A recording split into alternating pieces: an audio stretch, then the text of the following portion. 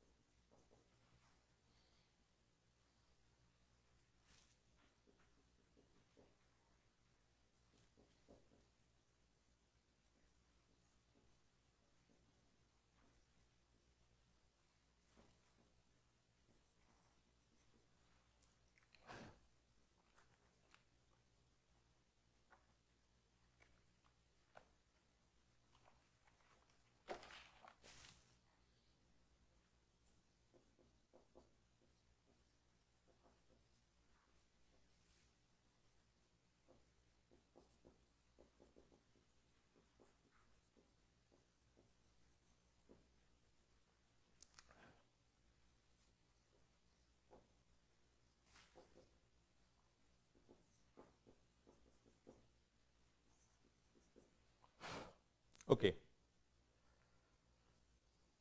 So indirect taxes can be divide between both centre and states. पहले union का देख लेते हैं, टेबल बना लीजिए फटाक से, फिर इसको डिटेल में डिस्कस करते हैं।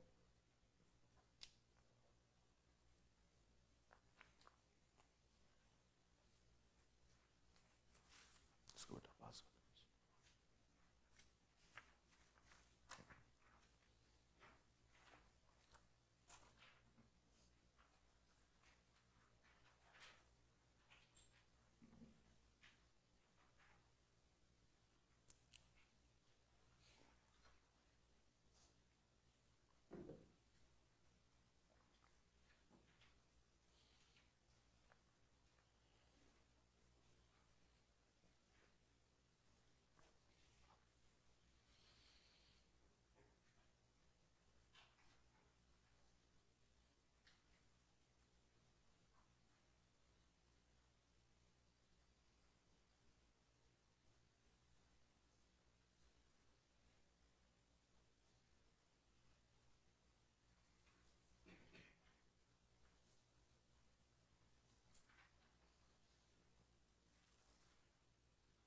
ओके, हो गया। चलिए, now first the most important, इसको आप ऐसे याद रखते थे, ECS, excise customs and service. So customs duty क्या है? एक्सपोर्ट इंपोर्ट पे लगते हैं, यूजली इंपोर्ट्स पे लगते हैं। एक्सपोर्ट जीरो रेटेड रहते हैं। And why export are zero rated? To promote it, यानी एक्सपोर्ट यूजली 0% रहता है। तो हम कह सकते हैं कि इंपोर्ट पे यूजली टैक्स लगता है, बट एक्सपोर्ट टैक्स भी लगा सकते हैं when the need arises। For example हमको डिस्करेज करना है एक्सपोर्ट को, मान लीजिए अनियन का प्राइस बहुत जो है बाहर डिमांड बहुत बढ़ गई है, एक्सपोर्ट की डिमांड बढ़ गई है, एंड डोमेस्टिक मार्केट में उसका सप्लाई इंपैक्ट हो सकता है, तो मिनिमम एक्सपोर्ट प्राइस लगा सकते हैं हम, सो इन दैट वे डिस्करेज कर सकते हैं। तो मोस्टली यहाँ पर इंपोर्ट ड्यूटी लगता है। Import is something which is coming from outside to India. अब इंडिया में कोई आइटम अगर आ रहा है तो पहले रेट बहुत ज्यादा थे, because we had a import substitution policy. Pre reform period में इंपोर्ट सब्स्टिट्यूशन पॉलिसी था, तो इंपोर्ट ड्यूटी बहुत ज्यादा लगाते थे, almost 300%। Now they have been 92 के रिफॉर्म के बाद, लिबरलाइजेशन के बाद, उसको हमने ऑलमोस्ट 10% तक ले आके छोड़ दिया। इन सम लग्जरी एरियाज हम इंपोर्ट ड्यूटी लगाते हैं। दूसरा है excise duty. Excise is on manufacturing, पहली बात तो, यानी एक्साइज मैन्युफैक्चरिंग से पे लगता है, and it has no relation with sale. Sale से कोई इसका मतलब नहीं है। अगर कोई चीज मैन्युफैक्चर होगी तो एक्साइज ड्यूटी लगेगी।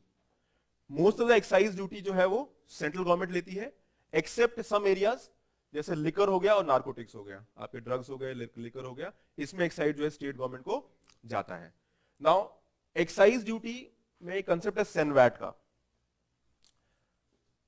VAT is value added tax.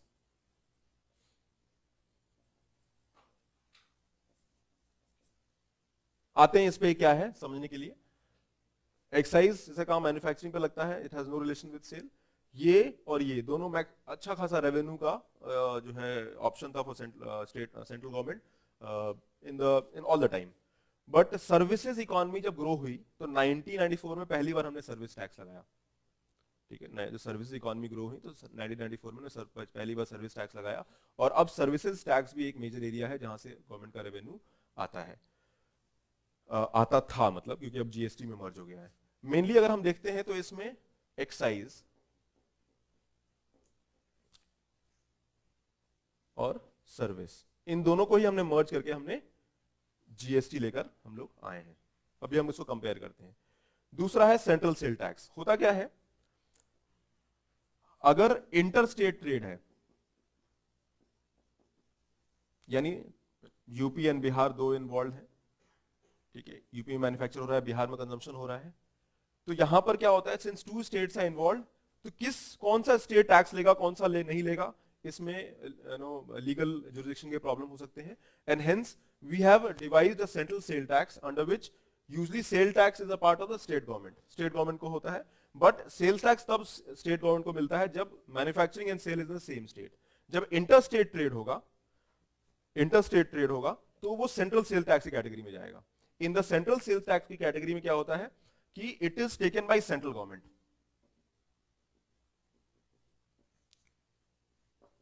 But अगर आप बजट के डॉक्यूमेंट में उसका हेड देखोगे तो वो जीरो अमाउंट होगा, बिकॉज ये फिर सेंट्रल गवर्नमेंट लेती है और फिर ये it is given to the exporter state, या कह लीजिए मैन्युफैक्चरिंग स्टेट।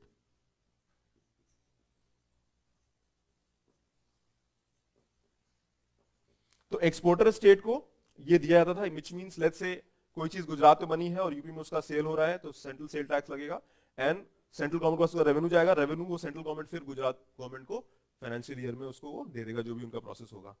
तो that was central sale tax. Article 269A constitution में इसका प्रोविजन है। उसके बाद सेल टैक्स आया। नाउ मैन्युफैक्चरिंग जो है सेंट्रल गवर्नमेंट टैक्स करेगा, सेल्स वाले एरियाज को स्टेट गवर्नमेंट टैक्स करेगा। That is how the concept was devoted. Sale tax में एक प्रॉब्लम थी। सबसे बड़ा जो प्रॉब्लम आया टैक्सेस में, वो आया कैस्केडिंग ऑफ टैक्सेस।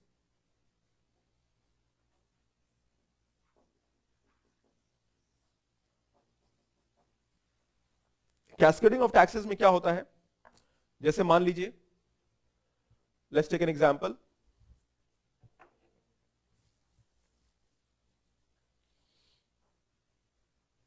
मान लीजिए एक कार है, उसकी वैल्यू 5 लाख रुपीस है, ठीक है, और इस पर हमने एक्साइज ड्यूटी लगाया। मान लीजिए 20% एक्साइज ड्यूटी है, तो कार की जो नेट वैल्यू है वो 5 लाख, 20 लाख, 20% इज 1 लाख रुपीस, तो कितना हो जाएगा 6 लाख। बट कार की मैन्युफैक्चरिंग जब हुई होगी तो इसमें रॉ मटेरियल यूज हुआ होगा, और रॉ मटेरियल पे भी टैक्स लगा होगा, ठीक है। लेट्स अज्यूम कि रॉ मटेरियल इसमें इसी अमाउंट में 5 लाख में, let's say 1 lakh was already a previous tax, जो कि टैक्स में पेड था। तो ये जो 20% हम एक्स्ट्रा टैक्स लगाते हैं, ये इस 1 लाख, ये मान लो रॉ मटेरियल पे टैक्स लगा होगा, ये 1 लाख पे हमने एक्स्ट्रा 20% लगा दिया, विच मींस कि 5 लाख पे अगर हम लगा रहे हैं टैक्स, तो ऑलरेडी इसमें 1 लाख इज टैक्सेस में इंक्लूड हुआ होगा, रॉ मटेरियल पे टैक्स लगा होगा। तो दिस इज अ कंपोनेंट। तो अब वो 20, ये जो 1 लाख है ये 5 लाख में ऑलरेडी इंक्लूडेड है, 1 लाख 5 लाख में इंक्लूडेड है। और जब एक्स्ट्रा टैक्स जो 5 लाख पे लगाते हैं तो क्या हो जाता है, ये टैक्स ऑन टैक्स, और फिर ये हो जाता है कैस्केडिंग इफेक्ट। यानी इससे क्या होता है, नेट जो टैक्स लाइबिलिटी होती है वो बढ़ जाती है। तो हमारे जैसे हम लोग खरीदने जा रहे हैं तो ऑलरेडी हमने 5 लाख पे कार पे टैक्स दिया, लेकिन इसमें 1 लाख ऑलरेडी जो है टैक्स अमाउंट इंक्लूड है, तो हम 1 लाख भी दे रहे हैं और उस पर 20% टैक्स अलग से दे रहे हैं 1 लाख पर भी। तो 1 लाख पे 20% इज 20,000, विच मीन्स हम शायद एक्स्ट्रा 20,000 टैक्स बियर कर रहे हैं। अब ये एक टैक्स अनॉमली है इस प्रोसेस में, ये टैक्स स्ट्रक्चर में एक अनॉमली है। तो इसको रिड्रेस करने के लिए हम लोग एक कंसेप्ट लेके आए, that is value added tax. यानी हम क्या करेंगे, इनपुट स्टेज पे टैक्स करेंगे, पहला स्टेज जो होगा स्टेज 1, फिर जो भी वैल्यू ऐड होगा उसमें हम टैक्स करते जाएंगे, टैक्स 1, वैल्यू 1, फिर value 2। For example, take an example, अभी एक कार जो है आपने मैन्युफैक्चर करी, तो इसमें रॉ मटेरियल मान लीजिए 3 लाख का है, ठीक है, और 1 लाख इस पे आपका टैक्स लगता है लेट्स से। फिर हमने वैल्यू एडिशन किया, तो यानी इफेक्टिव वैल्यू जो है 4 लाख हो गई। फिर इसमें हमने वैल्यू एडिशन किया, 1 लाख रुपीस हमने वैल्यू ऐड किया माई बेबी असेंबलिंग करने में या फिर टेक्नोलॉजी जो भी फाइन ट्यूनिंग करने में। तो जो नेट टैक्स लगेगा वो इस पे लगेगा, ये वाला टैक्स जो हम क्या करेंगे, जो ये 1 लाख टैक्स है इसको हम इनपुट क्रेडिट कर देंगे। इनपुट क्रेडिट का मतलब हम गवर्नमेंट ऑफ इंडिया को पे कर देंगे पहले ही, जैसे ही हमने रॉ मटेरियल पे टैक्स दिया वो हमने गवर्नमेंट को पे कर दिया। अब अगला पॉइंट जो गया, तो जो नया वैल्यू ऐड हो रहा है सिर्फ उसी पे टैक्स लगेगा, विच मींस अब ये जो 1 लाख वैल्यू ऐड हुआ है, जो भी इस पर टैक्स एक्स लगता है वो हो जाएगा। फिर वैल्यू ऐड, फिर क्या अमाउंट हो जाएगा, ये 4 lakh plus 1 lakh plus x tax. यानी हम क्या करेंगे, हम टोटल आइटम्स का प्राइस जोड़ लेंगे और बेस पर टैक्स जोड़ लेंगे और हर वैल्यू एडिशन पे टैक्स जोड़ लेंगे, तो कैस्केडिंग इफेक्ट पूरा जो है वो एलिमिनेट हो जाएगा। Which means this kind of taxation को हम लोग कहते हैं वैल्यू एडेड टैक्स। तो ये वैट सिस्टम जो है बहुत पहले आया था, 1970s में एक एलके झा कमिटी थी, उन्होंने रिकमेंड किया था कि we have a problem in the excise और इसमें हमें मॉडिफिकेशन करना चाहिए, और मॉडिफिकेशन में हमें वैल्यू एडिशन सिस्टम लाना चाहिए कि आप रॉ मटेरियल पे टैक्स लगा रहे हो और हर लेवल पे लगा रहे हो। अब जब ऐसा होता है तो हमने पहली बार एक्साइज में मॉडिफिकेशन लाया और हम एक कंसेप्ट लेके आए मॉड वैट। 1986 में हम मॉड वैट टैक्स लेके आए, which means it was addressing the concerns of cascading in the excise. जहां पे कैस्केडिंग वहां हो रहा है उस एक्साइज में हम उसको मॉड वैट से एड्रेस कर रहे हैं। मॉड वैट कोई नया टैक्स नहीं है, it is a process of value addition in the excise only. हम उसमें उसको वैल्यू एडिशन के पॉइंट से जोड़ रहे हैं। जो पहले जो अनॉमली थी जहां की आपका हर लेवल पर अगर टैक्स लगा रहे हो तो पिछला टैक्स ऐड हो रहा है, तो नया टैक्स लगने पे टैक्स ऑन टैक्स लग रहा है, तो वो इशू को हमें रिजॉल्व करना था, तो मॉड वैट लेके आए। बाद में हम उसको रिफॉर्म करके हम 2002 में सेंट्रल वैट सेन वैट लेके आए। तो CENVAT is nothing but excise only, वो एक्साइज ही है लेकिन हमने उसमें वैल्यू एडिशन सिस्टम लगा दिया है। तो इस वक्त क्या कर रहे हैं हम लोग कि वैल्यू एडिशन जो है, जो भी सेंटर वाला है मैन्युफैक्चरिंग वाला, वो सेन वैट के थ्रू करते हैं। It is an excise but it has a value addition system. समझ में आया वैट्स का सिस्टम? सबको समझ में आया? वैट में क्या होता है, रॉ मटेरियल अगर इनपुट है, मान लो आयरन शीट आप ले रहे हो कार बनाने में, तो आयरन शीट मान लो आप, या स्टील शीट ले रहे हो, तो अगर स्टील शीट ले रहे हो तो उस पर टैक्स लगेगा ना। आप हो सकता है कोई उसमें, जैसे मान लो आप एक कार है, तो कार का अगर इंजन खोलोगे तो आपकी 50 कंपनीज का आइटम लगा हुआ है, तो इनपुट स्टेज पे वो लगा होगा तो उस पर भी टैक्स लगेगा। तो आप बिल्कुल लगेगा भाई, गवर्नमेंट को कोई भी मैन्युफैक्चरिंग हो रहा है कहीं भी, वो आयरन कंपनी में भी तो मैन्युफैक्चरिंग हो रहा है ना, आयरन स्टील कंपनी में भी आयरन शीट निकल रही है तो वहां टैक्स लग रहा होगा, तो हर स्टेज पर जो है टैक्स लगेगा। अब जब कार मैन्युफैक्चरिंग कंपनी जब वो आयरन शीट खरीद रहा है तो वो आयरन शीट का कॉस्ट प्लस टैक्स दोनों ऐड कर दे रहा है, और फिर उसमें वैल्यू एडिशन कर रहा है, उसकी असेंबलिंग कर रहा है, उसकी फाइन ट्यूनिंग कर रहा है, उसमें ऑटोमेशन कर रहा है, या उसमें जो भी कर रहा है उसमें सर्विसेज भी हम ऐड कर रहे हैं, और फिर फाइनल कार बन जा रही है। अब जब फाइनल कार फैक्ट्री से निकली नहीं है तब आपने कहा चलो ये नया मैन्युफैक्चरिंग प्रोडक्ट है, अब इस पर भी टैक्स लगाते हैं, बट उस टैक्स में ऑलरेडी टैक्स इंक्लूडेड है, so there is a tax on tax component. तो उसको एड्रेस करने के लिए हमने एक सेनवैट सिस्टम लाया, जो सेनवैट में एक्साइज जब मॉड वैट लेके आए, पहले हम लोग मॉड वैट लाए, MODVAT address the value addition यानी कैस्केडिंग, ये सिर्फ ओनली गुड्स के लिए अप्लाइड था, ठीक है। यानी जो भी मैन्युफैक्चरिंग में गुड्स यूज कर रहे हैं उस पर हम लोग टैक्स लगा रहे हैं। तो यानी यहां पर अगर मैन्युफैक्चरिंग में गुड्स यूज हो रहा है एज ए इनपुट और उस पर अगर टैक्स लग रहा है तो वैल्यू एडिशन वाला जो गुड्स वाला एरिया है उसको हम एड्रेस कर देंगे। विच मीन जितने भी गुड्स यूज हो रहे हैं, मान लो एक्स गुड हुआ उस पर टैक्स लगा, फिर वाई गुड यूज है उस पर टैक्स लगा, तो अब वैल्यू एडिशन पे टैक्स लगा रहे हैं, ओरिजिनल लगाएंगे और वैल्यू एडिशन लगाते जाएंगे, क्योंकि may be production supply chain में 10 आइटम जो है ऐड हो रहे हैं मे बी, ठीक है। अब बट क्या हुआ कि इकोनॉमी बहुत मॉडिफाई हो गई टुडे, नॉट ओनली दैट हम लोग गुड्स यूज कर रहे हैं मैन्युफैक्चरिंग, बट सर्विसेज भी यूज कर रहे होंगे। Let's say car designing, computer designing होता है, तो कार डिजाइनिंग में भी सर्विसेज है, तो कार मैन्युफैक्चरिंग में उसको भी आप कॉस्ट जोड़ोगे, तो वो मॉड वैट में वो प्रोविजन नहीं था, इसीलिए हमने एक सेनवैट लाया और सेनवैट में दोनों ऐड हो गया, goods as well as services. यानी गुड्स, कार एक गुड्स है बट उसमें सर्विसेज भी यूज हो रहा है, तो गुड्स एज वेल एज, तो CENVAT addressed the issues of cascading at the entire manufacturing level, covering the areas of goods which are used as an input side and service that were used as an input side। तो CENVAT system एक size में लेकर आया गया। अब states में भी क्या है, but sales is specifically a tax जो कि स्टेट में हो रहा है, तो उनको हमने कहा कि भी आप स्टेट आप अपना सेल टैक्स लो। जो सेल टैक्स है वो उनका आज भी, मतलब उस टाइम जब जीएसटी नहीं आया था तो ऑलमोस्ट 40, 45, 50% तक का रेवेन्यू आपका सेल टैक्स से आ रहा था, बिकॉज सेंट्रल गवर्नमेंट के पास तो टैक्सिंग के पावर बहुत सारे थे but state government had only limited power of taxation. So that is where हमने क्या किया, हमने जो है यहाँ पे सेल्स टैक्स लगाते थे, बट सेल्स टैक्स में कैस्केडिंग का प्रॉब्लम बढ़ने लगा, तो हमने फिर क्या किया, वैट सिस्टम लाया। नाउ देखिए, कोई भी चीज आप कोई सामान खरीद रहे हो, जब वो सेंट्रल गवर्नमेंट पूरा मैन्युफैक्चरिंग स्टेज पे टैक्स ले रहा है और स्टेट गवर्नमेंट जो है वो सेल्स पे ले रहा है, इधर का कैस्केडिंग का हमने सेनवैट से सॉल्व कर दिया और इधर कैस्केडिंग हमने वैट सिस्टम लगा दिया, लेकिन आपस में दोनों का कोरिलेशन नहीं है। विच मींस जब सेंट्रल स्टेट गवर्नमेंट टैक्स लगाती है, मान लो एक कार निकली फैक्ट्री से और उस पर एक्साइज ड्यूटी ऐड करके मान लो 6 लाख की कार है, अब जो सेल टैक्स लगेगा it will be on the 6 lakh amount, which means cascading यहां भी है। So the problems of cascading remained in spite of having VAT system at central level and at the state level as well। और उसी को resolve करने के लिए हमने क्या किया, हम लोग जीएसटी लेके आए। हमने कहा कि हम पूरे सारे टैक्स को हटा के सिर्फ एक टैक्स लगाएंगे और वो पूरा tax administration will be at one level, centralised tax administration हो जाएगा, और वो क्या करेगा, या गुड्स होगा या सर्विस होगा, और सारे टैक्सेस को हम लोग मर्ज कर देंगे, सारे नहीं 17 टैक्सेस को हमने मर्ज करके जीएसटी हम लोग लेके आए। So GST was an idea कि ये सारे एक्सेप्ट कस्टम ड्यूटी को हटा के ये सारे टैक्सेस हमने मर्ज कर दिए, इसको भी।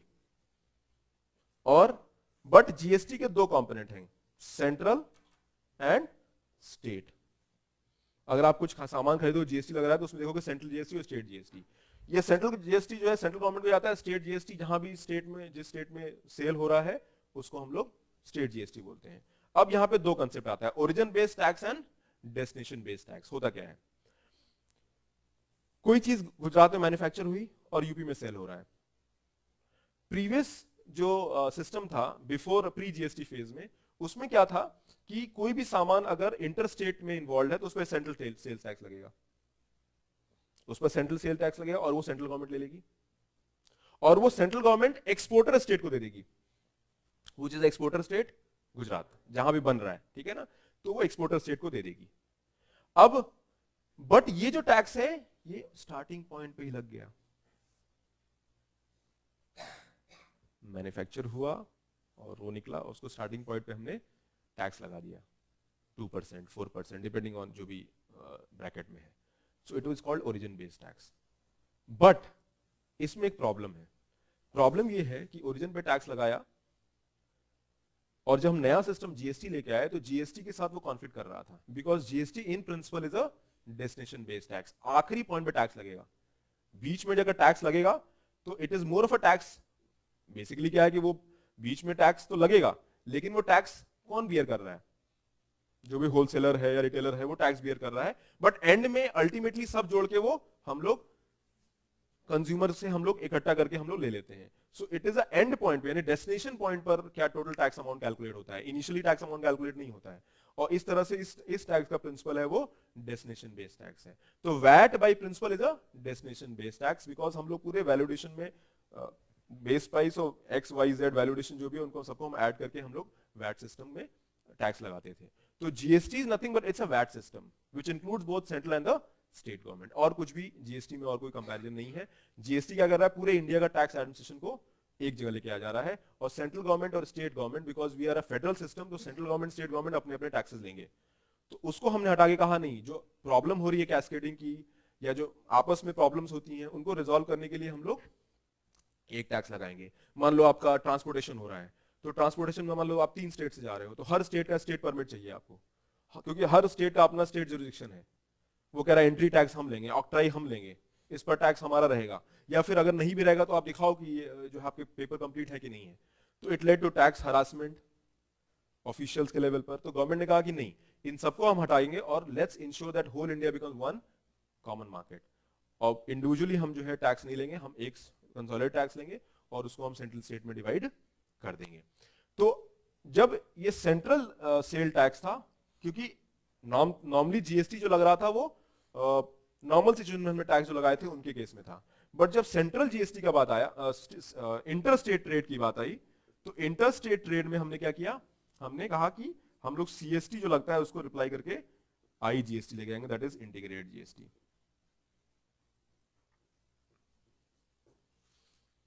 और ये जो इंटीग्रेटेड जीएसटी है वो इंटर स्टेट ट्रेड पे लगेगा, और वो जो टैक्स अमाउंट होगा वो शेयर्ड होगा between the central government and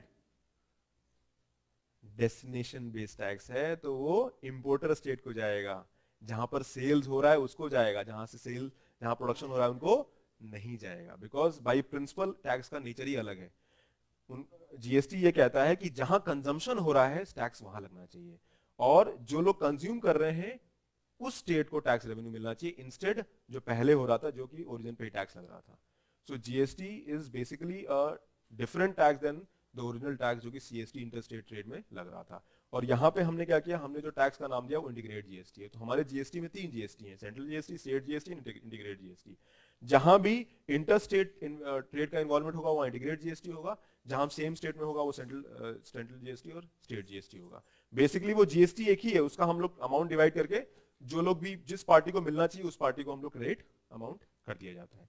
तो that is the concept of indirect tax at union level. State level पे excise में इनको specifically liquor और narcotic पे लगता है, motor vehicle tax, advertisement tax, except TV, radio and newspaper, क्योंकि ये central government को जाता था. Luxury tax, entertainment tax, electricity duty, gambling, betting, जिन states में gambling, betting होता है वहां पर, तो ये सारे taxes को merge करके except few areas, liquor, narcotics, liquor, petroleum and real estate, ये 3 areas हैं जो GST में नहीं है. तो इनको हमने स्टेट जीएसटी कैटेगरी में डाल दिया. बेसिकली हमने जीएसटी कैटेगरी में डाला और उसको 2 पार्ट सेंट्रल और स्टेट जीएसटी में डिवाइड कर दिया. So GST by principle is a tax reform which ensures that whole India has one taxation and it replaces 17 taxes of both central and state together. But आज भी कुछ taxes हैं जो state government के पास हैं. For example custom duty आज भी central government के पास है. स्टेट गवर्नमेंट के पास आज भी जो है excise on liquor, on petroleum products, ठीक है, oil, petroleum, high speed diesel, air turbine fuel, ये सारा जो है वो जाता है. इसके अलावा इलेक्ट्रिसिटी ड्यूटी वो आज भी जो है जीएसटी का पार्ट नहीं है. सो मैं एक लिस्ट दिखाऊंगा आपको, उसमें जो है हम लोग देखेंगे कौन सी जीएसटी में कौन सा नहीं है. अल्टीमेटली जीएसटी क्या कर रहा है वो, और उसका जो मेन प्रिंसिपल ये है कि सारे इनडायरेक्ट टैक्सेस को मर्ज करके एक टैक्स बना दे. लेकिन अभी स्टेट्स रेडी नहीं है इन टैक्सेस के लिए, क्योंकि जीएसटी आने से सबसे बड़ा प्रॉब्लम क्या हुआ कि स्टेट की जो ऑटोनॉमी थी टैक्स की वो चली गई. Now they can't increase the taxes. अगर टैक्स को इंक्रीज करना होगा तो वो जीएसटी काउंसिल करेगा, और जीएसटी काउंसिल में सब लोग, मतलब वहां वोटिंग होता है, 2/3 जो है पावर स्टेट्स के पास होता है, 1/3 सेंटर के पास होता है. और कोई भी टैक्स अगर रिफॉर्म हो रहा है या टैक्स रेट चेंज हो रहा है तो वो तभी होगा जब 3/4 मेजोरिटी होगी. विच मीन्स अगर मैं चाहूं और बाकी स्टेट्स रेडी नहीं है तो टैक्स रेट चेंज नहीं हो सकता है.